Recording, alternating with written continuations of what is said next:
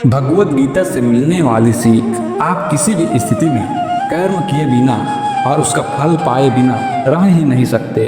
ऐसा हो ही नहीं सकता कि इंसान का शरीर एक क्षण भी बिना कर्म किए रह सके।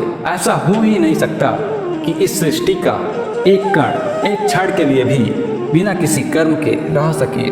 कर्म करना हमारे जीवन का अभिन्न हिस्सा है। अगर हम सोते भी हैं ना, तो हमारा दिमाग नहीं सोता। हम सपने देखते हैं, सांस लेते हैं। हमारे शरीर के हर अंग में करोड़ों सूक्ष्म कण अपना काम करने में लगे रहते हैं। हम कर्म करने से कभी नहीं बच सकते। और ऊपर से भगवान ये भी बोलते हैं कि हमें किसी कर्म में बंद करके नहीं रहना चाहिए। आप भ्रमित हो गए ना? देखिए, हम किसी भी वक्त कोई काम किए बिना रह सकते हैं और ना ही हमें कर्म में बंद करके रहना चाहिए।